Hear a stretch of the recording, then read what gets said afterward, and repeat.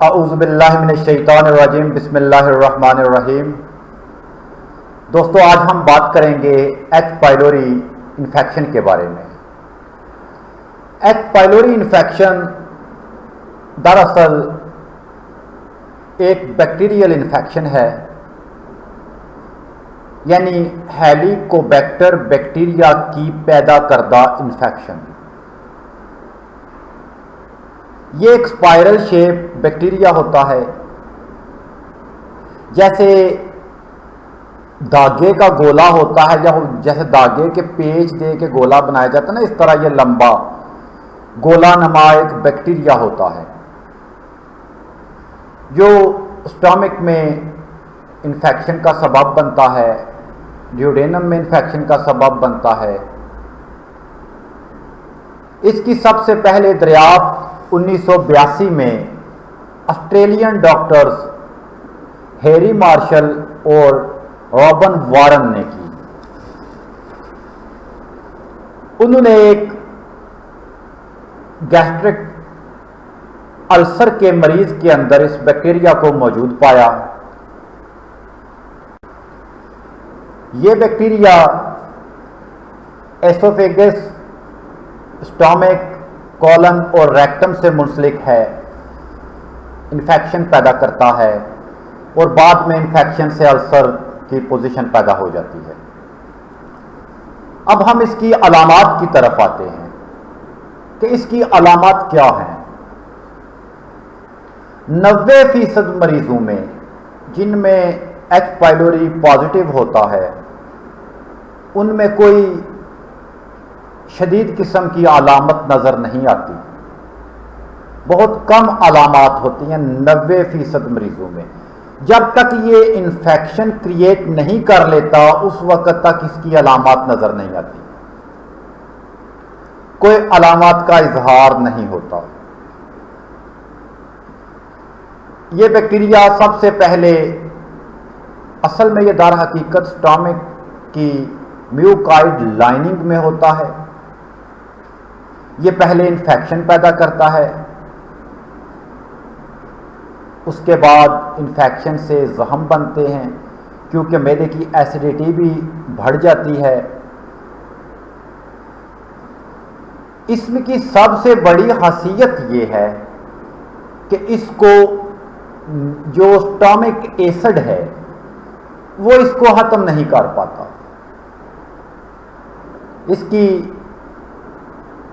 एक मेन वजह है जो हम जानते हैं कि आखिर इसमें क्या ऐसी सलाहियत है इस बैक्टीरिया में कि इसको स्टमक एसिड खत्म नहीं करता, वो नहीं इसको मार सकता, बल्कि स्टमक एसिड मज़ीद बढ़ता जाता है लेकिन इसको ख़त्म नहीं कर सकता और नतीजतन वो स्टमक को ही डैमेज कर लेता है। अल्सर, पेप्टिक अल्सर हो जाता है पेशेंट को, इन्फेक्शन से जख्म बन जाते हैं,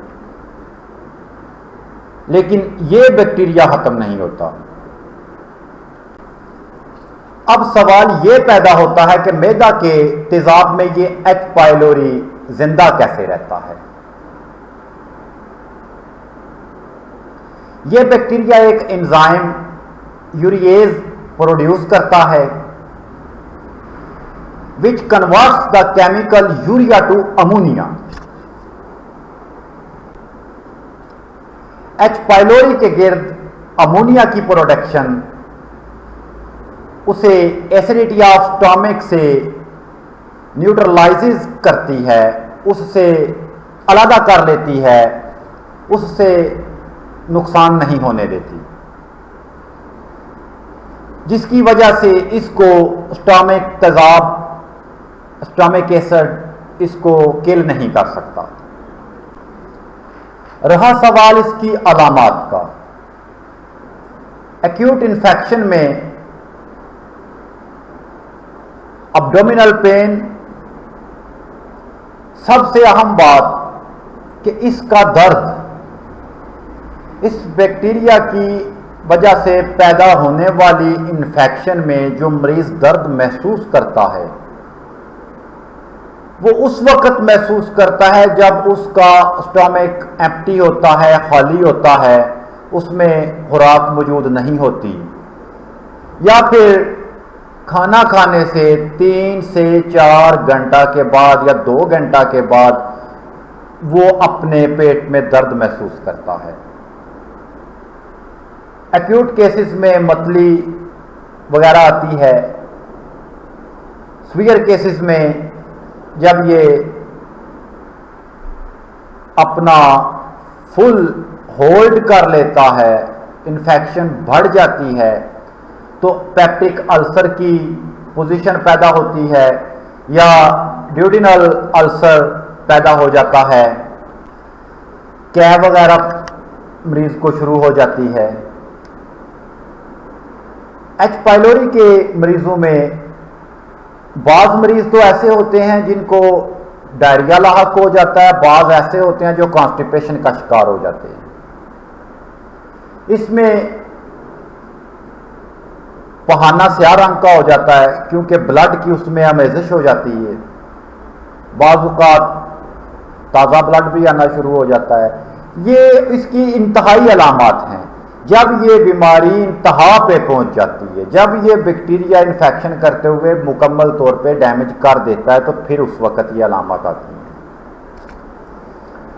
और इसका मेन चीज है कि इसको इम्यून सेल्स जो है वो खत्म नहीं कर पाते, वहां तक उनकी रसाई नहीं होती। एलोपैथिक फील्ड में एंटीबायोटिक्स से इसको खत्म करने की कोशिश की जाती है, लेकिन ये खत्म नहीं होता।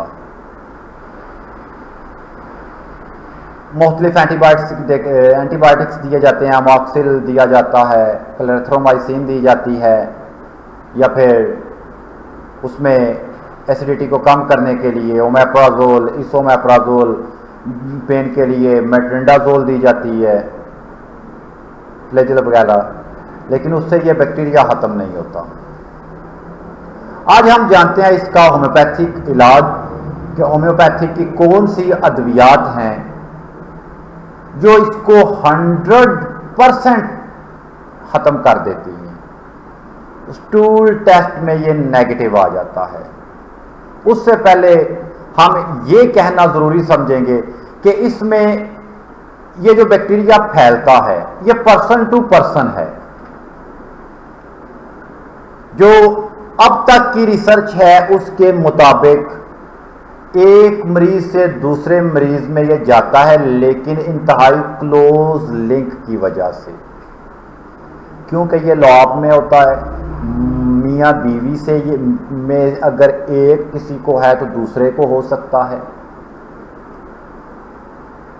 यानी फैमिली में ये ऐसे कन्वर्ट होता है। बच्चों की किसिंग से ये जो बच्चों में कन्वर्ट हो जाता है।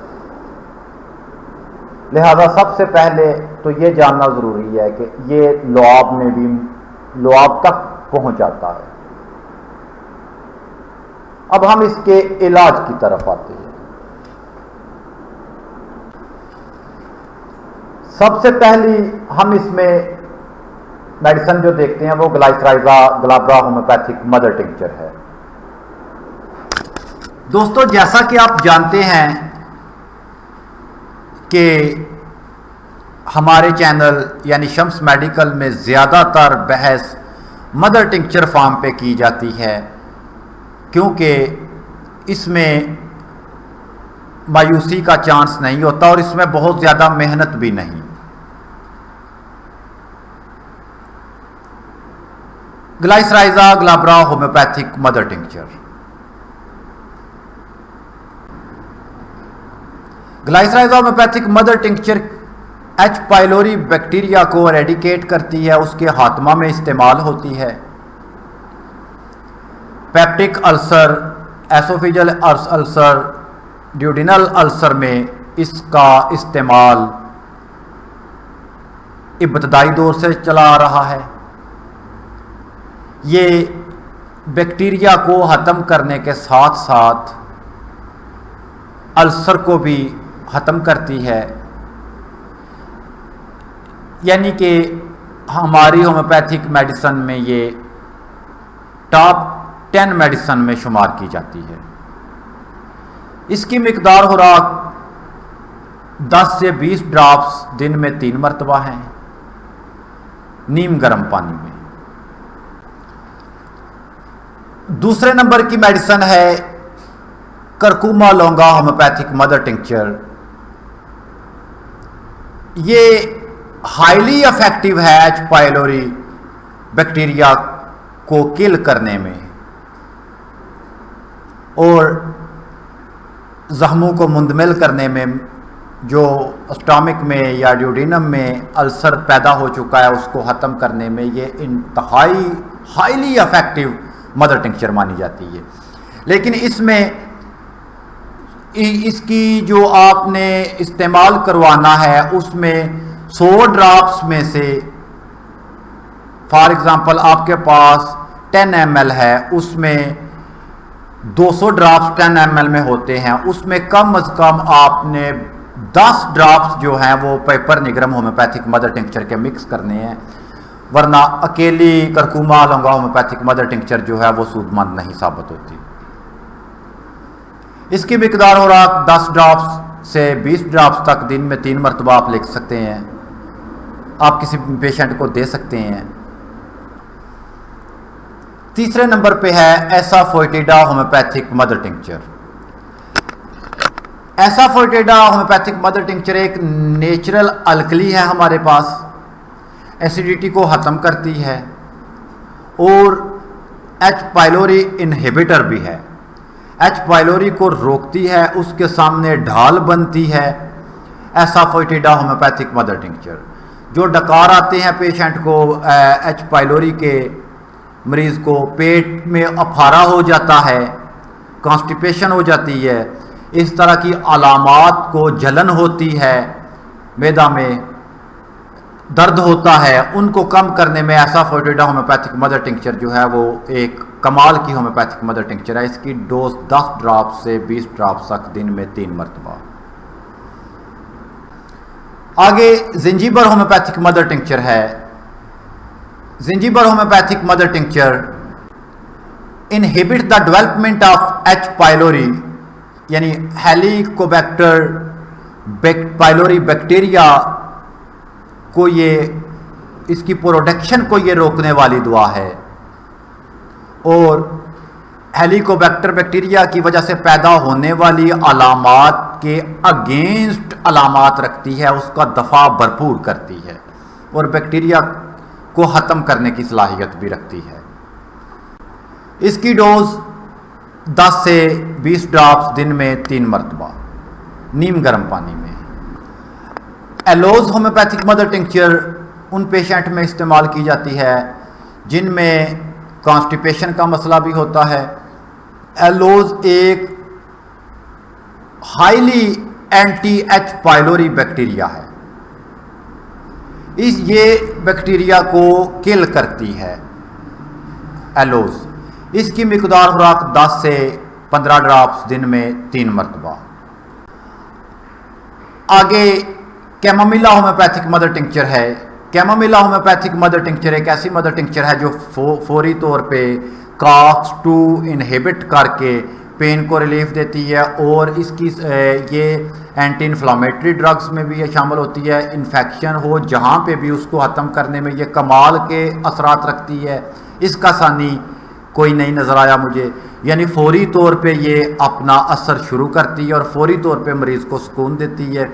10 से 20 ड्रॉप्स। लेकिन जो कॉन्स्टिपेशन के मरीज़ हैं उनको में ये मुतवातर नहीं दुहराई जानी चाहिए, क्योंकि इसके इस्तेमाल से जो है मरीज़ को कब्ज़ की शिकायत बहुत शदीद हो जाती है। जो डायरिया वाले पेशेंट हैं उनमें तो इसका इस्तेमाल बहुत बहुत बहुत ही मुफीद है कैमोमिला होम्योपैथिक मदर टिंक्चर। और ये एच पाइलोरी बैक्टीरिया को ख़त्म करने की सलाहियत रखती है, इन्फेक्शन को ख़त्म करती है, बैक्टीरिया की पैदावार को भी रोकती है और उसकी अफजाइश को रोकती है और साथ में जो मौजूद होते हैं उनको ख़त्म भी करती है। आगे है सबसे बड़ी दुआ एब्सेंथियम। एब्सेंथियम मदर टिंक्चर एक ऐसी मदर टिंक्चर है जो एलिमेंट्री केनाल में यानी मुंह से शुरू होकर रेक्टम तक जहां कहीं भी कोई भी बैक्टीरिया होगा, जर्म होगा, या वर्म होगा उसको खत्म करने वाली सबसे बड़ी दुआ है।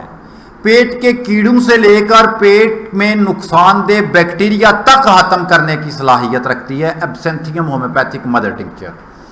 और ये ऐसी मदर टिंक्चर है कि डायरेक्टली हाइपोथैलेमस से शुरू होकर, जो अगर पेप्सिन एंजाइम हाइड्रोक्लोरिक एसिड मैदा में ज्यादा है, स्टोमक में ज्यादा है, तो उसको भी ये कम और ज्यादा करवाने में ये एक स्विच का काम देती है, एक सिग्नल का काम देती है। जैसे ही स्टोमक में हाइड्रोक्लोरिक एसिड कम हो गया तो इसने हाइपोथैलेमस से बटन को स्विच को ऑन कर दिया और हाइड्रोक्लोरिक एसिड और पेप्सिन की प्रोडक्शन जो है स्टोमक ने शुरू कर दी। यानी ये बहुत बड़ी दुआ है एब्सेंथियम होम्योपैथिक मदर टिंक्चर।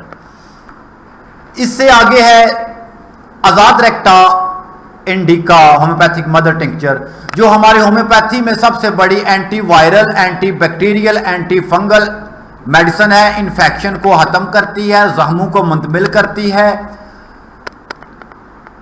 कोई बैक्टीरिया फिर कह रहा हूं, कोई बैक्टीरिया आजाद रेक्टा इंडिका की मौजूदगी में वो जिंदा नहीं रह सकता, उसके लिए उसकी जिंदगी नामुमकिन हो जाती है। Azadirachta indica homeopathic mother tincture जो है उसके 10 से 20 ड्राफ्ट हैं, लेकिन जो पीछे गुजरी है एब्सेंथियम के 10 ड्राफ्ट से तजावुज ना करें। रहा सवाल कि इनको कंपाउंड करना, यहां पे ये बात कह दूं कि ये तमाम मदर टिंक्चर एक दूसरे की एंटीडाउट नहीं है और ना ही ये एक दूसरे की दुश्मन है, लेकिन कंपाउंड करने के लिए एक मुआलिज ही इसको कंपाउंड कर सकता है, एक होम्योपैथिक डॉक्टर कर सकता है। कोई मरीज भी इनका इस्तेमाल खुद से ना करे, क्योंकि हर मरीज के मिजाज के मुताबिक, उसकी अलामात के मुताबिक, उसकी केस हिस्ट्री के मुताबिक हर एक के लिए अलग दवा का इंतखाब होता है। इसलिए कोई भी मरीज खुद से इसका इस्तेमाल ना करे, उससे नुकसान हो सकता है। जैसा कि एब्सेंथियम जो है वो किडनी फेलियर के पेशेंट्स को हम नहीं दे सकते, क्योंकि इसमें एक केमिकल पाया जाता है थुजाने, जो नुकसानदेह होता है। इसी तरह हर मदर टिंक्चर के मुतालिक, हर मेडिसिन के मुतालिक एक होम्योपैथिक डॉक्टर ही समझ सकता है, कोई मरीज खुद से इसको इस्तेमाल ना करे। और इसकी डाइट के मुतालिक, एच पाइलोरी की डाइट के मुतालिक जिक्र करता चलूं कि इसमें गाय का दूध और शहद, हनी, काउ मिल्क और हनी बहुत ही फायदेमंद होती हैं। ये ग़िज़ा के तौर पर इस्तेमाल की जाए और साथ में होम्योपैथिक दवा इस्तेमाल की जाए जो उसके मरीज के ऐन मुताबिक है, तो मरीज जल्द से जल्द, बल्कि 3 से 4 हफ्ता में उसकी एच पाइलोरी की रिपोर्ट नेगेटिव आ जाती है। अल्सर का पेशेंट 10 से 12 हफ्ते में मुकम्मल तौर पे ठीक हो जाता है, शर्त उसकी ग़िज़ा, परहेज और मुंतहिब शुदा दवा जो है वो बिल्कुल उसके ऐन मुताबिक हो, तो अल्लाह के हुक्म से मरीज मुकम्मल तौर पर शफायाब हो जाता है। ये जो कहा जाता है कि एच पाइलोरी का बैक्टीरिया जाता नहीं, भाई मैं ये कहता हूं कि एच पाइलोरी का बैक्टीरिया होम्योपैथिक अद्वियात की मौजूदगी में रहता नहीं। आपसे गुजारिश है कि अगर वीडियो दिल को अच्छी लगी तो इसको लाइक करना ना भूलें और दोस्तों में शेयर करें। अगर आप चैनल में, हमारे चैनल में नए हैं, तो आपसे गुजारिश है कि सब्सक्राइब के बटन को दबाकर बेल आइकॉन में ऑल को क्लिक कर दें, ताकि हर तमाम आने वाली वीडियोस की इत्तला आपको बर वक्त मिलती रहे। फी मानिल्लाह, अल्लाह हाफिज़।